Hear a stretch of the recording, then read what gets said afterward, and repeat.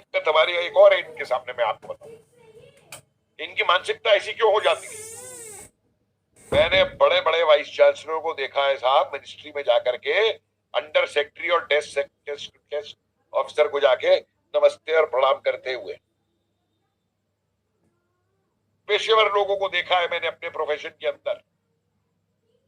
अरे मैं तुम्हें कश्मीर के अंदर जो है 1 महीने तुम्हारे परिवार का और तुम्हारा रहने खाने का ठहरने का सब इंतजाम करवा दूंगा, मुझे एक जगह विजिटर नॉमिनी अपॉइंट करवा दो।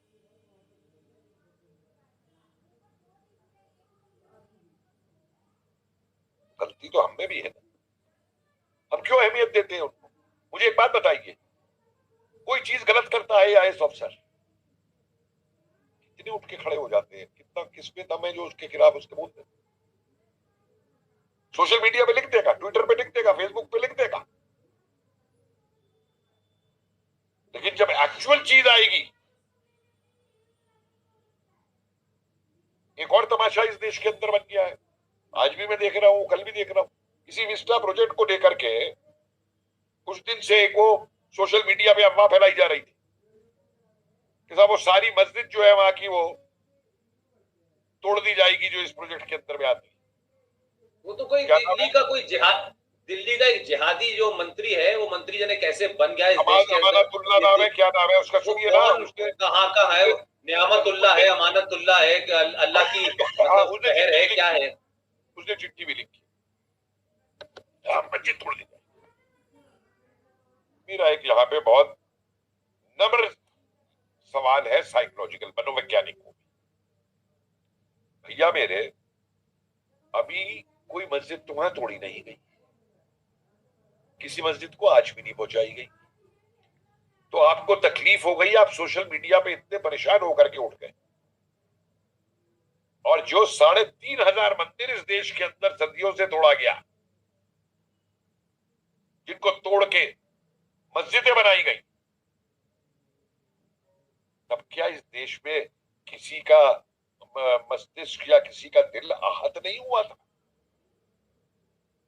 इसमें दोनों में फर्क है, इसमें दोनों में फर्क है। मैं इसलिए कहना, अभी इसी सरकार, ये जो जिहादी है, ओखला जामिया में रहता है, सुबह से शाम तक गुंडागर्दी करता है, मुसलमान ये जो मस्जिद में इमाम जो अजान देते हैं 5 वक्त, उनको 8,000 तनख्वाह देता है। अभी चांदनी चौक के अंदर इतना पुराना मंदिर तोड़ा गया, तब को नहीं कोई बोला। लेकिन दूसरी बात ये है, कपिल सर एक टेक्निकल बात कर दूं, मस्जिदें अल्लाह का घर नहीं है। इस्लाम में मस्जिद पवित्र स्थल नहीं है, पाक जगह नहीं है। वहां ना तो मोहम्मद साहब की तस्वीर लगी हुई, ना कुरान मजीद रखा, ना वहां अल्लाह मौजूद है।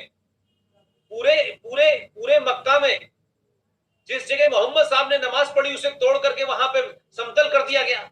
ये तो यहाँ हिंदुस्तान में एक जिहाद है, उसके माध्यम से हिंदुओं को डराओ और मस्जिद जहां दिल चाहे खड़ी कर दो। हर सरकारी जमीन पे सब होता है, हर जगह फुटपाथ पे एक साला पीर पैदा हो जाता है, हर पीर का उर्स होने लगता है। ये तो एक अजब कहानी है। मैंने अपने जमाने 88 में जब आया था, तो इलेक्शन कमीशन के सामने एक पीपल के उसके नीम के पेड़ के नीचे छोटी, अब वहां पे ढोल मजीरे होने लगे। अब जो जिस दिल्ली के अंदर फुटपाथ पे चने नहीं बेच सकते, वहां मजार बन गई। ये सारा सेकुलरिज्म इस देश के अंदर, ये सारी मजारें टूटनी चाहिए और सारी मस्जिदें टूटनी चाहिए अगर देश के अंदर चीज आ रही है। आप मेरे साथ चलेंगे तो मैं आपको ऐसे ऐसे उदाहरण दिखाऊं कि मैंने माना मस्जिद मान लीजिए इबादत की जगह है, तो मस्जिद में इमाम का, सुनिए एक मिनट सुनिए, मेरी बात भी सुनिए ना, इनकी बात मैंने एक बार मान भी ली, तो मस्जिद इमाम का दफ्तर वहां पे चलाने की जगह नहीं है। उस मस्जिद में कबाड़ियों का बिजनेस करने की जरूरत नहीं है, उसकी आड़ में पता नहीं क्या क्या होता है। मैगजीन के दफ्तर खुले हुए बीच चौराहे पे, तो इसलिए ये अलग अलग तरीके के जो हथकंडे अपनाए जा रहे हैं, ये सारे एक ही टूल किट का पार्ट है। लोग समझते हैं कि अमानतुल्लाह अलग है, वो जिहादी अलग है, वो पीएफआई वाले अलग है, या आपिया अलग है, अवार्ड वापसी अलग है। नहीं भाई साहब, इनके सेंट्रल ऑफिस बने हुए हैं, इनके लिंकेजेस बने हुए हैं। और ये मैं आपको किस लिए कह रहा हूं, मैं थोड़ा अपने पास्ट एक्सपीरियंस से कह रहा हूं, मैं जानता हूं कि ऑर्गेनाइजेशन कैसे किया जाता है। और अटैक कैसे किया जाता है और क्या हथकंडे उसमें अपनाए जाते हैं। अबे कोई एक सबूत दे रहा हूं आपको, ये किसान वाला हुआ ना उस दिन, अभी 2-3 दिन पहले 26 मई को हुआ। किस दिन हुआ? 26 मई को, 6 महीने जो बनाए इन्होंने। जी जी जी। एक लाल झंडा दिखाई दिया आपको वहां पे? तो लाल झंडा उस दिन था जब दिल्ली के ऊपर आ रहे थे वो रैली करने ट्रैक्टर लेकर के, और बड़े किसान सभा वाले, वो कम्युनिस्ट किसान सभा वाले कैडर, और वो राजस्थान से और पता नहीं कहां से आए थे, और बड़े ढपली बजा के और गाने गा गा करके वहां पे हो रहा था। 26 को एक दिखाई दिया आपको? ये हरा झंडा भी नजर नहीं आया। लाल, वही तो कह रहा हूँ, लाल झंडा नजर नहीं आया। और इस 26 को आपको नहीं, ये योगेंद्र यादव टाइप के आपको कोई नहीं दिखाई दिए वहां पे? जितने एनार्किस्ट हैं, वो जितने पीएफआई टाइप वाले हैं और वो जो शालीन बाग वाले थे, एक नहीं दिखाई दिया। क्यों?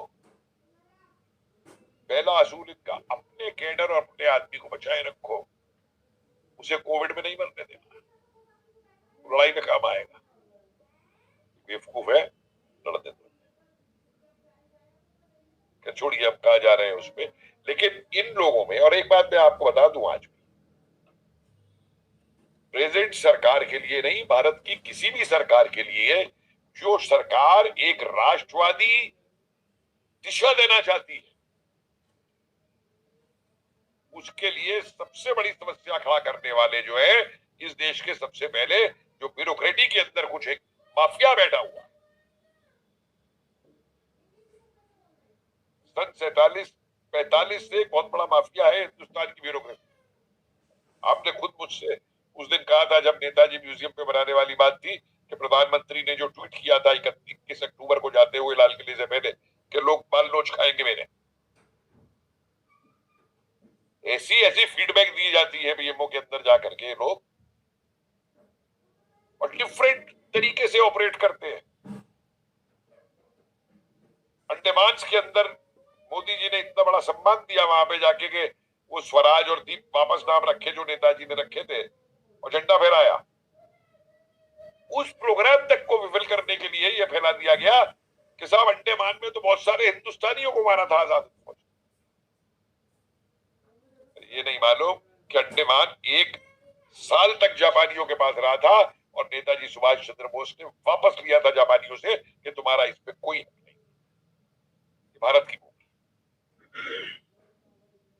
मैं आपसे एक आखिरी सवाल आपसे पूछता हूं, क्योंकि आप 2 बड़े ऐसे प्रोजेक्ट में शामिल रहे हैं और आपसे मुलाकात मेरी होती रही है, और आप तो दिल्ली में पहले आदमी है, जब मैं शायद दिल्ली की मैंने ट्रेन भी नहीं देखी थी तब मैं आपसे मिला, उस वक्त से आपको जानता हूं।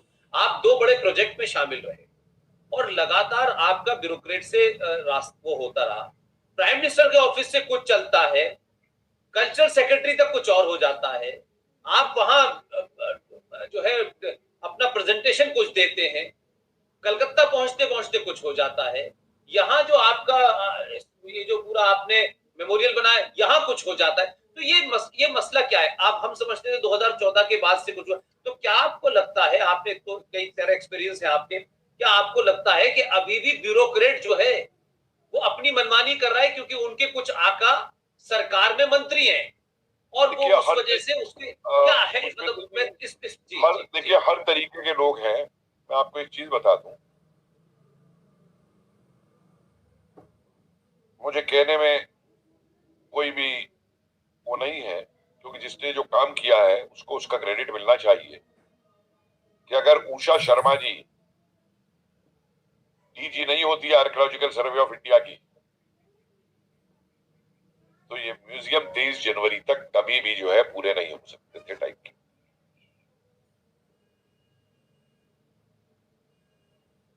एक नया एक्सपीरियंस मैंने अब देखा है इन दिनों में, डिले करो।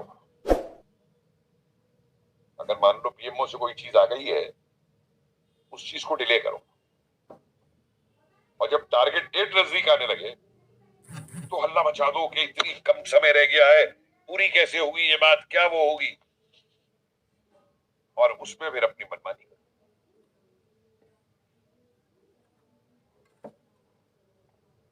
अभी कुछ दिन रुक जाइए, मैं बहुत कुछ बोलूं। आपने फिर भी बहुत कुछ बता दिया, अपने एक्सपीरियंस मोदी को जी बता तक मैं दिया आपको एक बात बता दूं आपको जी। कि मोदी जी तक कुछ ऐसे तत्व मौजूद है जो असलियत चाहते नहीं कि उन तक पहुंचे, और हम जो काम कर रहे हैं हम सिर्फ एक वजह से कर रहे हैं, राष्ट्रवाद राष्ट्रवाद राष्ट्रवाद जो नेताजी से सीखा, और एक विश्वास कि आज एक प्रधानमंत्री हमारा ऐसा ईमानदार आदमी बैठा है जो देश के लिए कुछ करना चाहता है। नहीं, लेकिन आप कह रहे हैं कि अगर उस ईमानदार प्रधानमंत्री के चारों तरफ ऐसे लोग हैं जो बेईमान हैं, जो डिले करना चाहते हैं, जो सरकार की छवि बिगाड़ना चाहते हैं, जो उसमें अपना कट लेना चाहते हैं, तो किसकी जिम्मेदारी है कि ऐसे लोगों को हटाया जाए? क्योंकि मैं ये मानता हूं कि सत्ताएं बदलती हैं, व्यवस्था नहीं बदलती। मैं बार बार ये कहना चाहता हूं कि जो मुझे रिपोर्टें मिलती हैं, कल्चर मिनिस्ट्री में कोई एक ऐसा शख्स है जो किसी एजेंडे के तहत चीजों को डिरेल करता है। क्या आपको कुछ उसके बारे में पता है? क्योंकि आप उस मिनिस्ट्री को आप कहते आप कह के कुछ आते हैं, होता कुछ है, और वो शख्स किसी बहुत बड़े नेता का रिश्तेदार है। तो क्या वो रिश्तेदारी की वजह से या मोदी जी के साथ उसकी क्या इक्वेशन है, या उसको किसी और संगठन से कोई बैकिंग है? नेता उस मिनिस्ट्री के नहीं है। नहीं, वो नेता नहीं है उस मिनिस्ट्री के, नेता तो कहीं हो। मैं एक चीज आपको बता दूं कि वो कल्चर नेता भले मिनिस्ट्री ही के उसमें अंदर भी, नेता कल्चर नहीं है, मिनिस्ट्री में भी आज भी जो मंत्री है वहां पे प्रहलाद सिंह पटेल जी। बेचारे काफी कोशिश कर रहे हैं। नहीं, मैं उनको मानता हूं, उनके बारे में मैं अभी जब जबलपुर गया था तो उनकी बड़ी मैंने तारीफ सुनी। मैं ये नहीं कह रहा वो नेता जरूरी नहीं है उस मंत्रालय का हो, नेता किसी और जगह का हो, नंबर 3 हो, नंबर 4 हो, वो किसका रिश्तेदार है जो हर प्रोजेक्ट को डिरेल कर रहा है? वो किसके एजेंडे के तहत कर रहा है? मुझे एक चीज का जवाब दीजिए पुष्पेंद्र जी। जी, एक पोस्ट है डायरेक्टर जनरल नेशनल आर्काइव्स। इस पोस्ट के लिए क्वालिफिकेशन लिखी हुई है, हिस्टोरियन होना चाहिए या आर्काइविस्ट होना चाहिए और एडमिनिस्ट्रेटिव एक्सपीरियंस होना चाहिए।